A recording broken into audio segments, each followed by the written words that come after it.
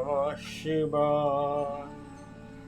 हर हर महादेव।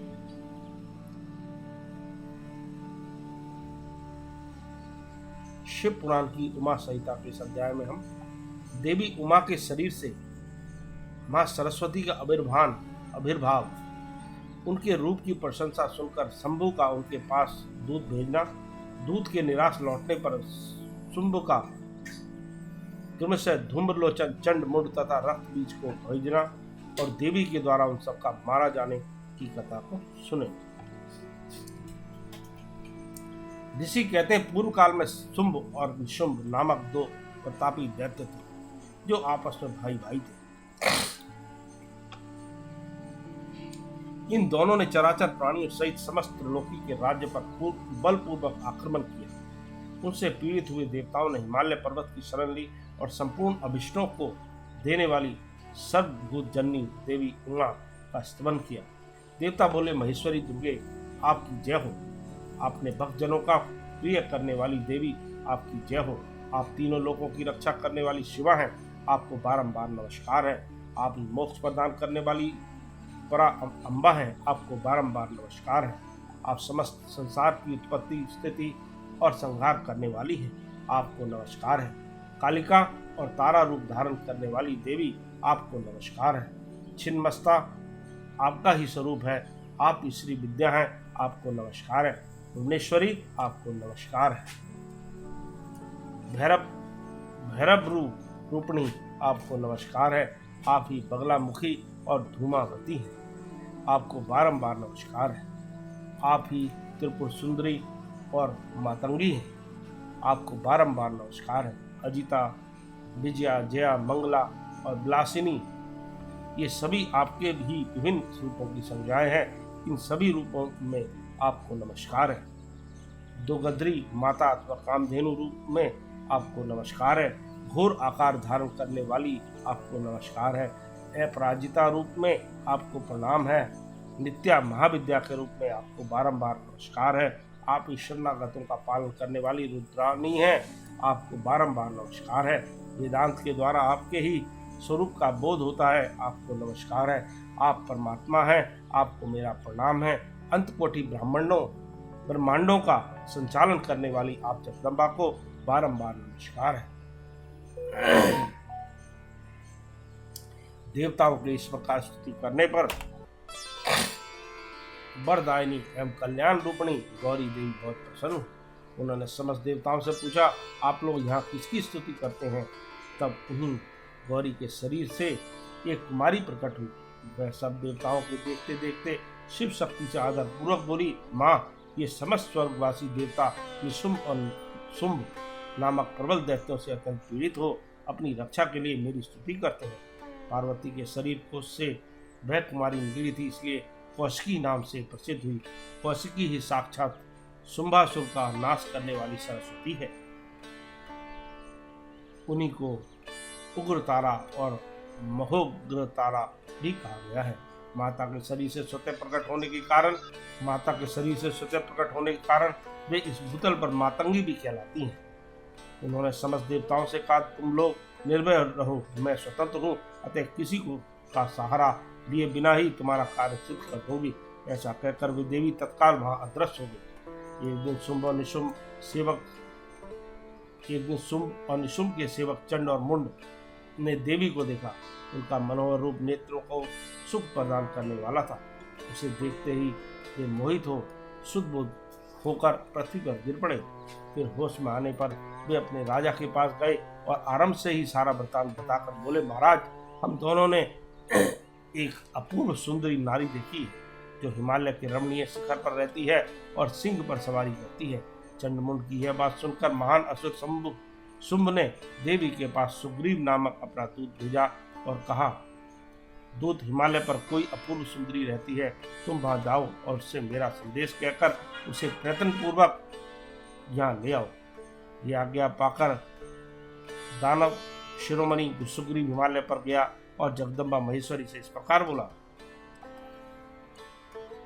दूत ने कहा, देवी, दैत्य शुंभासुर अपने महान बल और विक्रम के लिए तीनों लोकों में विख्यात है। उसका छोटा भाई सुम भी वैसा ही है। सुम ने मुझे तुम्हारे पास दूत बनाकर भेजा है, इसलिए मैं यहाँ आया हूँ। सुरेश्वरी, उसने जो संदेश दिया है उसे इस समय सुनो। मैंने सम्रांगन में इंद्र आदि देवताओं को जीतकर उनके समस्त रत्नों का अपहरण कर लिया है। यज्ञ में देवता आदि के दिए हुए देव भाग का मैं स्वयं ही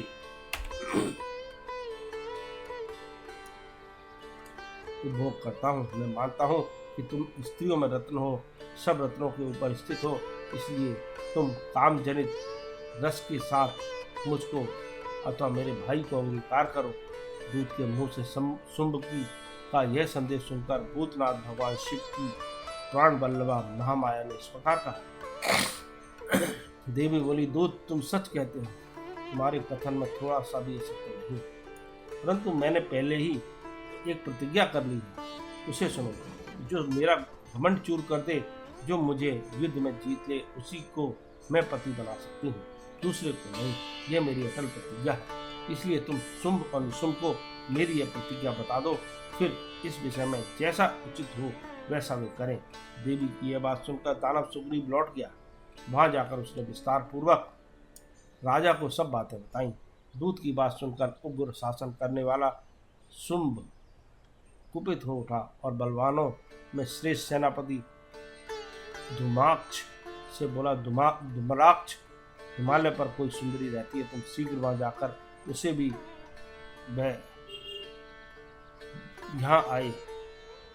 तुम शीघ्र वहां जाकर जैसे भी वह यहाँ आए उसी तरह उसे ले आओ। असुर परिवार उसे लाने में तुम्हें भय नहीं मानना चाहिए। यदि वह युद्ध करना चाहे तो तुम्हें प्रयत्नपूर्वक उसके साथ युद्ध भी करना चाहिए। शुंभ की ऐसी आज्ञा पाकर दैत्य धूम्रलोचन हिमालय पर गया और उमा के अंश से प्रकट हुई भगवती भुवनेश्वरी से कहा, नितंबनी, मेरे स्वामी के पास चलो, नहीं तो तुम्हें मरवा डालूंगा। मेरे साथ 60,000 असुरों की सेना है। देवी बोली, वीर, तुम्हें दैत्यराज ने भेजा है, यदि मुझे मारी डालोगे तो क्या करूंगी, परंतु युद्ध के बिना मेरा वहां जाना असंभव है, मेरी ऐसी ही मान्यता है। देवी के ऐसा कहने पर दानव धूम्रलोचन उन्हें पकड़ने के लिए दौड़ा, परंतु महेश्वरी ने हूं के उच्चारण मात्र से उसको भस्म कर दिया। तभी से वे देवी उस भूतल पर धूमावती कहलाने लगी, परंतु महेश्वरी हूं के उच्चारण मात्र से उसको भस्म कर दिया। तभी से वे देवी उस भूतल पर धूमावती कहलाने लगी। उनकी आराधना करने पर वे अपने भक्तों के शत्रुओं का संहार कर डालती है। धूम्राक्ष मारे जाने पर अत्यंत कुपित हुए देवी के बाण सिंह ने उसके साथ आए हुए समस्त असुर गणों को चबा डाला, जो मरने से बचे हुए भाग खड़े हुए। इस प्रकार देवी ने दैत्य धूम्रलोचन को मार डाला।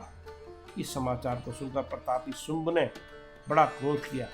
वह अपने दोनों ओठों को दांतों में दबाकर रह गया। उसने किमसे चंड, मुंड तथा रक्तबीज नामक असुरों को भेजा।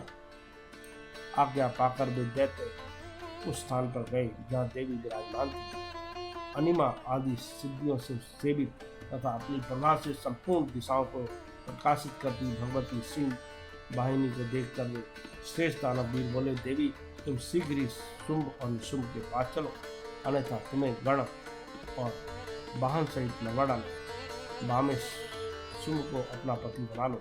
लोकपाल आदि भी उनकी स्तुति करते हैं।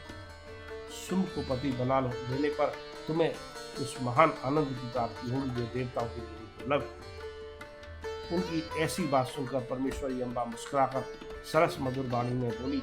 देवी ने कहा, आदित्य महेश्वर परब्रह्म परमात्मा सर्वत्र विराजमान है, जो सदाशिव कहलाते हैं।